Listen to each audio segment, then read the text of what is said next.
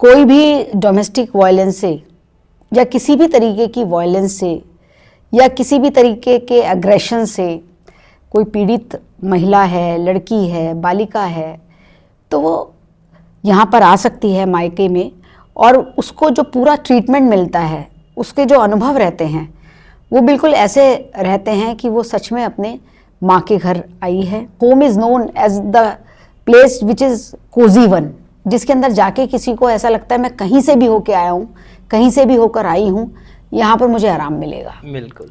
और ऐसे में अगर वायलेंस भी उस घर के अंदर हो रही हो, कुछ हमारे इस तरीके के हमारे रीति रिवाज हैं कि ऐसा माना जाता है कि अगर लड़की की शादी अगर एक बार हो गई है तो उसे अब अपने पति के घर ही रहना चाहिए। तो जो लोग अफोर्ड भी कर सकते हैं वो भी कभी कभी लड़की को कहते हैं नहीं भाई, तुम जब तक सह सकती हो वहाँ पर सहो, आप इसको ख़त्म तो नहीं कर सकते। तो आप इसलिए बैठे हैं कि जो इससे पीड़ित होती हैं वो इधर उधर ना भटके, उनको कोई और क्राइम उनके ऊपर ना हो जाए। तो इसलिए आप अपने जो है अपने मायके को ये खुला है।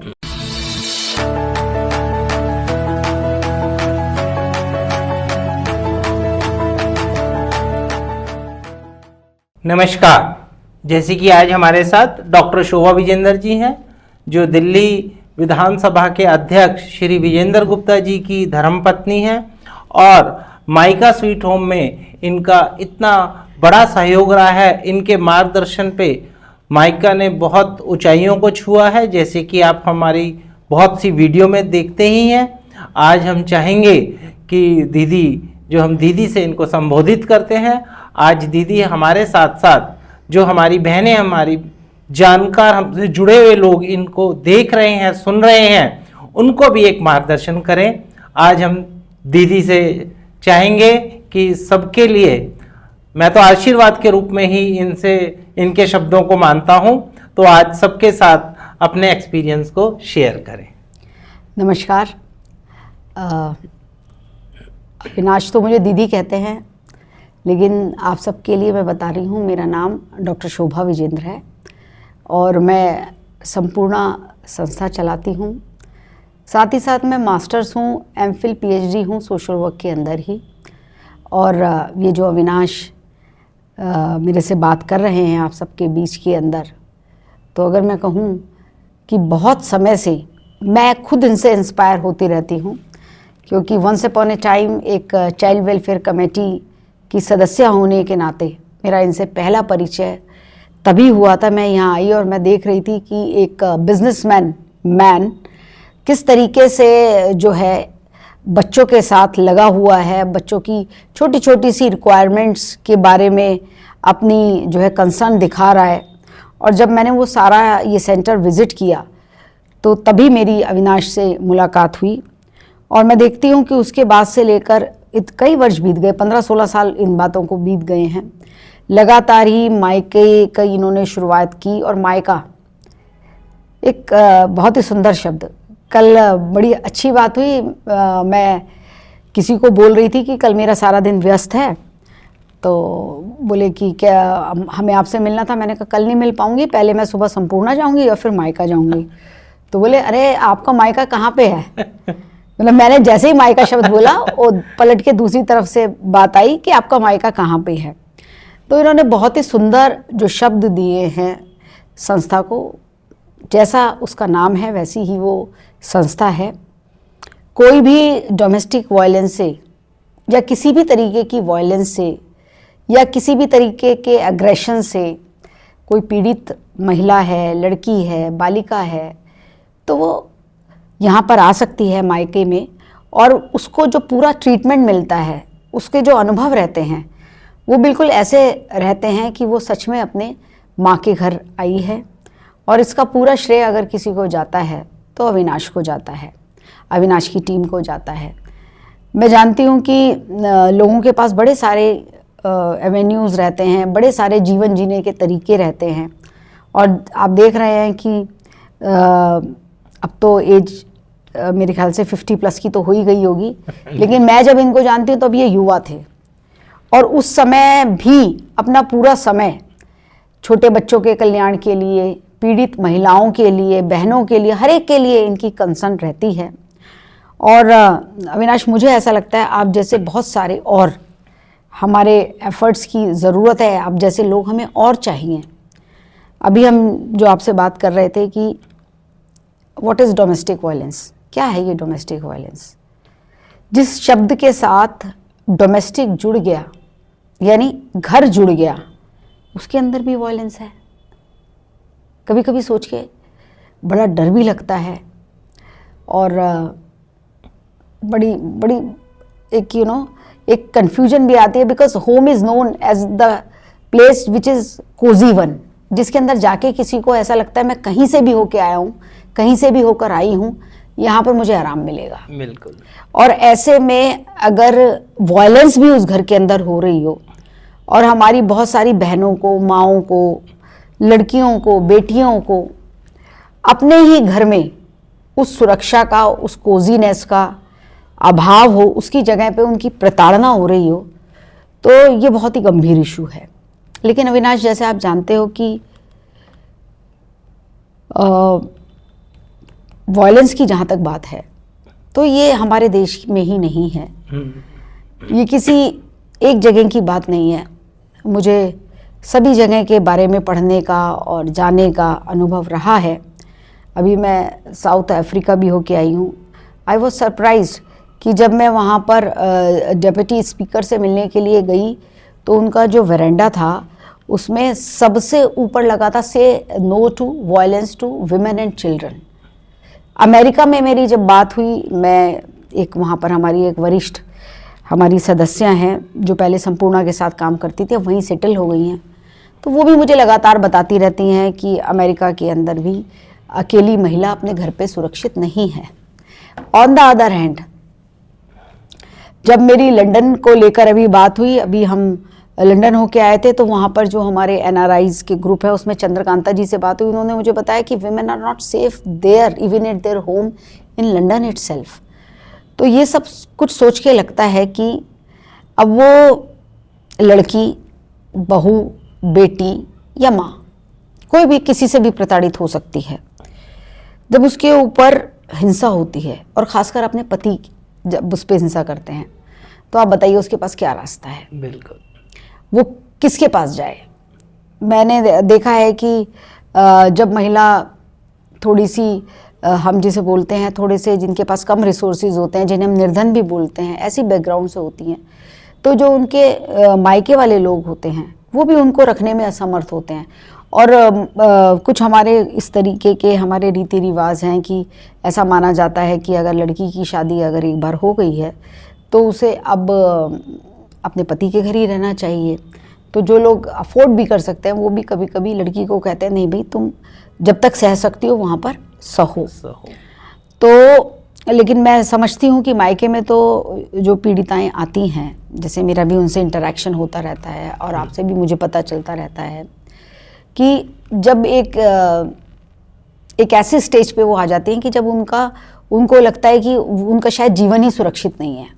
क्योंकि इतने छोटे छोटे बच्चों को अभी मैंने देखा, कोई 6 महीने का है, कोई 9 महीने का है, कोई 1 साल का है। इतने छोटे छोटे बच्चों को लेकर अगर कोई माँ घर से निकलती है तो न जाने उसने कितनी तरह की पीड़ाएं पहले सही होंगी, बिल्कुल, तब वो आई होगी। तो पहले तो 2 बातों पे हम इसमें बिल्कुल क्लियर हो जाएं कि domestic violence is not a thing जो कोई समथिंग ऐसी चीज़ है जिसको हिंदुस्तानी नहीं जानता या बाहर वाला नहीं जानता, एवरीबडी नोज अबाउट इट। तो ये तो है कि वायलेंस तो है। अब इस वायलेंस के लिए आप बैठे हुए हैं, इसको रोकने में जो आप बोले इसके कि आप इसको ख़त्म तो नहीं कर सकते, तो आप इसलिए बैठे हैं कि जो इससे पीड़ित होती हैं वो इधर उधर ना भटके, उनको कोई और क्राइम उनके ऊपर ना हो जाए। तो इसलिए आप अपने जो है अपने मायके को ये खुला है। तो जो मैं 2 थिंग्स कह रही हूँ उसमें 1 thing is clear, domestic violence is there. Now we have to see how to help और सपोर्ट दिस वीमेन और to make them self sufficient. और जो इन बिटवीन की जो थोड़ा सा समय है, जो एक छोटी सी लाइन है, एक थिन लाइन है कि क्या हम अपनी काउंसलिंग और सपोर्टिव सर्विसेज से उनके पति की या उनके घर वालों की काउंसलिंग करके क्या उस महिला को इस मायके में रहने के बाद भी उसके साथ वापस भेज सकते हैं? ये दो बातें हैं। तो मुझे पता चला है कि आप बहुत ही अच्छा काम करते हो, मैं जानती भी हूँ, देखती भी हूँ। जैसे आपको मैंने डाटा भी नीचे दिखाया था, वैसे तो हम लाखों की तादाद में कहते ही हैं, पर लगभग 200 महिलाएं ऐसे हमारे पास हैं जो एवरी मंथ आते हैं और उनको हमारे तीनों सेंटर हैं, दिल्ली, हरियाणा, पंजाब, उनकी काउंसलिंग करके जो आपने हमें बताई है ये फॉर्म भरो, देखो आपने तो सब हमें फॉर्म भी बनाए हैं, तो हम उन फॉर्म्स को फिल करते हैं और उससे हमें एक्सपीरियंस बहुत अच्छा हुआ है। हमारी first counselling, second counselling, third counselling, husband को बुलाना, सास ससुर को बुलाना, माँ बाप को भी बुलाना, तो हम काउंसलिंग करते हैं। तो हम ये फोर्स नहीं करते कि तुम अपने घर जाओ, हम काउंसलिंग करते हैं तो उसके जो रिजल्ट्स आउटकम्स आते हैं तो वो अपने आप ही केस रिजॉल्व होके घर जाते हैं। अदरवाइज तो यहाँ आज 1.5 लाख लोग रह रहे होते, पर रह तो 300 ही रहे हैं, हर महीने 150-200 आते हैं, सॉल्व होते हैं और चले जाते हैं। तो ये काउंसलिंग सेशन तो हमारा बहुत चल ही रहा है। तो जैसे एक हमारी इच्छा थी, मैं आपसे कहना चाहता था कि सरकार है जैसे इसको एक कैटेगराइज कर दे, जैसे ये चिल्ड्रन होम है, ये ओल्ड एज होम है, तो जो माइका से मतलब नाम कुछ भी रखा जाए, जो माँ और बच्चे घर से निकलते हैं उनके लिए हमारे सरकार द्वारा स्टेट में या सेंट्रल में कोई ऐसा प्रोविज़न नहीं है कि कोई लाइसेंस लिया जाए या कोई अरेंजमेंट हो।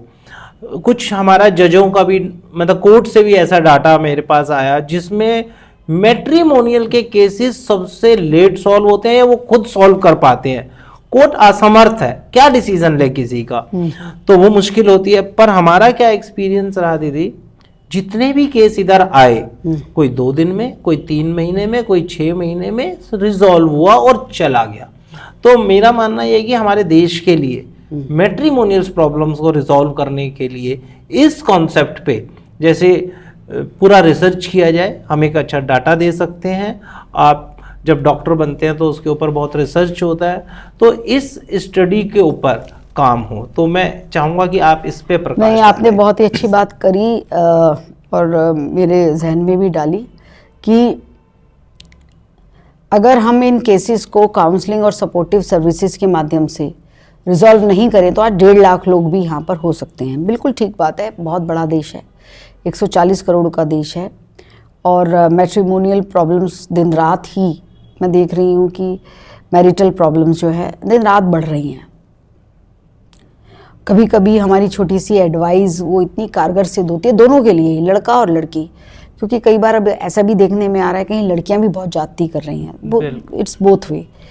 तो आप तो ये बहुत अच्छा काम कर रहे हो, इसमें मेरा सरकार से भी अनुरोध रहेगा, जहाँ जहाँ तक संभव होगा मैं आपकी बात पहुँचाऊँगी कि वो महिलाएँ जो अपने छोटे बच्चों के साथ अपना घर छोड़ती हैं और उस समय उनका मायका भी उनको रखने को तैयार नहीं होता या वो स्वयं किसी कारण से नहीं जाना चाहती, उस समय दिल्ली के अंदर, पंजाब में और देश के अन्य राज्यों के अंदर भी अगर इस प्रकार की सुविधा आप जैसे लोग दे रहे हैं तो सरकार से उसका रजिस्ट्रेशन होना चाहिए, सरकार को उसको रिकॉग्नाइज करना चाहिए, सरकार को इसके अंदर जिस भी तरीके की सपोर्ट जो संभव हो, क्योंकि आप ये सोचिए आप कितना बड़ा काम कर रहे हैं, it is such A cost effective approach. क्योंकि अगर ये सारे केसेस कोर्ट में जाएंगे या पुलिस के पास जाएंगे तो आप सोच सकते हैं कि वो कितना बड़ा नंबर हो जाएगा। चाहे पुलिस हो, चाहे हमारी जुडिशरी हो, उनके पास इनका समाधान नहीं है, पॉसिबल ही नहीं है। तो आप तो बहुत अच्छा काम कर रहे हो। आप देखिए बड़े हीनियस क्राइम भी जो हो जाते हैं उनके भी फैसले होने में न जाने कितने वर्ष लग जाते हैं, यहाँ तक कि मर्डर के केस है, रेप के केसेस है, आतंकवादियों के केस है, उसके अंदर भी बहुत बहुत समय लग रहा है। तो ऐसे के अंदर ये जो डोमेस्टिक वायलेंस के केसेस हैं, एज ए सोशल वर्कर मैंने भी बहुत ये अनुभव किया है कि for police these are at the last priority for them, because they think कि हम पहले जो है मर्डर को देखने जाएं, चोरी को देखने जाएं, या उसने मुझे ये कह दिया, उसने मुझे ये कह दिया, इस तरीके के केसेस में अपना समय लगाएं। तो आप बहुत बड़ा काम कर रहे हैं और आपका जो एजेंडा है वो भी बहुत अच्छा है। मैं बिल्कुल इस विषय के अंदर आपकी बात जहाँ तक मेरे से संभव होगा हम पहुँचाएंगे और मैं आपसे अनुरोध करूंगी कि आप इस बात को पूरे एड्रेस के साथ पूरा सब कुछ करके आप ये चिट्ठी एक बना लें। ठीक है। और हम जल्दी इस पे काम करेंगे ताकि आप जैसी संस्थाएं जो ये काम कर रही हैं वो सरकार के साथ हाथ पकड़ के, क्योंकि अभी हमारे जैसी संस्था, मेरे को ये हैरानगी होती है कि सिर्फ हम तो चाहते हैं और बने। सरकार ने दीदी एक सिस्टम बनाया है, सखी सेंटर जिसको वो कहते हैं, उसमें मात्र 6 दिन की फैसिलिटी देते हैं। तो 6 दिन में केस रिजॉल्व नहीं होता। बिल्कुल। हमारे इधर क्या फैसिलिटी, आप आइए, जब तक प्रॉब्लम नहीं रिजॉल्व होगी तब तक हम आपको रहने देंगे। तो दोनों पक्ष में ये टेंशन खत्म हो जाती है कि भाई हमें लाना है या जाना है, तो फिर वो सॉल्यूशन की तरफ बढ़ते हैं। बहुत बढ़िया बात। हम कभी फोर्स नहीं करते माँ बाप की तरह तुझे जाना ही पड़ेगा, और ना ही पति को कहते ले जाना ही पड़ेगा। जब हम उनको ब्रीथिंग टाइम देते हैं ऑटोमेटिक सॉल्यूशन आ जाता है। बिल्कुल। जैसे हम ऑक्सीजन ले रहे हैं ना, इसकी वैल्यू नहीं पता, जब कोविड आया था तो पता लग गई थी वैल्यू। मैंने ये फील किया है, जब महिला दीदी घर से निकल जाती है तो उसकी वैल्यू घर वालों को पता लगती है। बिल्कुल। और सॉल्व होने के 95% केसेस यही होते हैं कि उस महिला की वैल्यू उनको पता लगी, फिर वो उसको लेके जाते हैं। बहुत सुंदर काम आप कर रहे हैं, बहुत पवित्र काम आप कर रहे हैं। ये तो हो गया एक मोरालिटी और अध्यात्म की दृष्टि से, लेकिन आप एक बहुत बड़ी जो सामाजिक समस्या है उस पर काम कर रहे हैं। आप इसका एक बहुत बड़ा आर्थिक पक्ष है। आप ये समझिए कि अगर ऐसे में ये महिला किसी जो है जुर्म का शिकार हो जाए, या उसको कोई गलत लोग शरण दे दें, या जो है वो बीमार हो जाए, इस सारे में कितना बड़ा ये उसकी कितनी कॉस्ट इन्वॉल्व है। तो आप तो अपने आर्थिक तंत्र को मजबूत बनाने के लिए काम कर रहे हैं। मुझे ऐसा लगता है कि मोदी जी के सपने को साकार करने के लिए काम कर रहे हैं। आप बधाई के पात्र हैं, और जहाँ तक मैं आपकी मदद कर सकूंगी एज ए पैट्रन, मैं आपको हमेशा सलाह देती ही रहती हूँ। आपका तो वो शुक्रगुजार रही हैं। लेकिन उसके अतिरिक्त भी मैं जो मदद कर पाऊंगी मैं ज़रूर करूँगी। देखो दीदी ने हमारे को जो मदद करी है, कोई मतलब हम तो जो काम कर रहे हैं वो कर ही रहे हैं, पर हमें पूरा ऑर्गेनाइज करना, हमें ये बताना कि डू और डोंट डू, ये एक बहुत इम्पोर्टेंट चीज़ होती है। वो हमें दीदी ने सिखाई। हम बिना पेपर्स, कानूनी जितनी रिक्वायर्ड है उतने पेपर्स तक काम करते थे, पर दीदी ने हमारे को किस तरह से काउंसलिंग करनी चाहिए, कौन से डॉक्यूमेंट्स होने चाहिए, अनेकों प्रकार की इस तरह की चीज़ें बताई कि जिससे हमारे को काम करने में और कॉन्फिडेंस भी आया और काम की क्वालिटी भी डे बाय डे इम्प्रूव हुई। तो हम तो यही आगे आपसे रिक्वेस्ट करेंगे, जैसे आपने संपूर्ण अपनी संस्था को आज आसमान तक ले गए हैं, जो पूरा हिंदुस्तान जान रहा है। आप अनेकों प्रकार के उसमें काम कर रहे हैं, और आज ही से नहीं 35 साल हो गए हैं। 35 साल कंटिन्यू एक संस्था चलाना, और कहते हैं ना अपनी पॉकेट एक्सपेंस से चलाना, ये मैं जानता हूँ दीदी की बात को। तो दीदी अपनी संस्था को अपने पूरे खर्च से चला के सब महिलाओं की सपोर्ट करती है। रोहिणी में इन्होंने पूरा एक इनका ऑफिस सेटअप है, रियली बड़ा इंस्पायरिंग है। मैं बहुत थैंक्स करता हूँ। ये आज बड़ी मुश्किल से आज इधर टाइम निकाल के आ पाई हैं दीदी, पर ये पहला पॉडकास्ट है, पर ये पहला नहीं, इसकी सीरियल रहेगी, और आगे भी मेरी आपसे रिक्वेस्ट रहेगी आप समय निकाल के आइए। मैं बिल्कुल आऊँगी, बिल्कुल आऊँगी। बहुत बहुत शुभकामनाएं। Thank you. थैंक यू दीदी। नमस्कार। नमस्ते।